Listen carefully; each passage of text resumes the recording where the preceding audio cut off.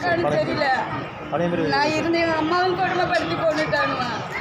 நான் அதோட வீட்டை விட்டு வெளியே கிளப்பிட்டு இருந்த சொத்தெல்லாம் நான் அண்ணன் தம்பி 2 பேருக்கு அந்த ஊரில் உள்ள கலையபெருமா என்கிறவங்க இவங்க 2 பேருக்கு பாகம் வச்சு கொடுத்துட்டாங்க.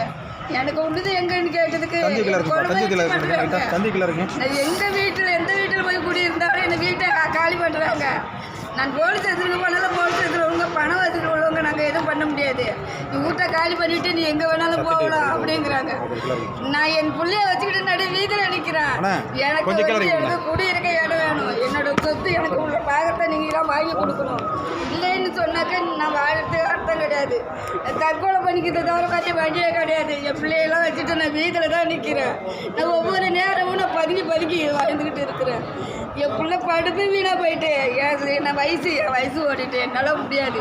கோர்ட்டுக்கு எங்கெல்லாம் யார் உங்களை அடிச்சு துரத்துனா? எங்கள் அண்ணன் தம்பி தாங்க சார் ஊரை விட்டு அடிச்சு இறக்குனாங்க. ஊரில் என்ன பண்ணுறாங்க உங்களுக்கு? ஊரில் வந்து எனக்கு பாகம் கேட்டதுக்கு இந்த ஊரில் உள்ளவங்களாம் பாகம் பிறந்த பொண்ணுக்கெல்லாம் பாகம் கிடையாது. யார் கொடுத்துருக்கு பாகம் அப்படின்னு சொல்லி எங்களை ஊரை விட்டு வச்சுட்டாங்க. நான் ஊரில் விட்டு வெளியில் வந்து தான் நான் வாடகை வீட்டில் நான் இருந்துக்கிட்டு இருக்கிறேன். வாடகை வீட்டில் இருந்தே வெட்டுறாங்க, ஆடு வச்சு கொள்றாங்க. எனக்கு உள்ள வழி எனக்கு தேடி எனக்கு உள்ள பாகத்தை வாங்கி கொடுங்க.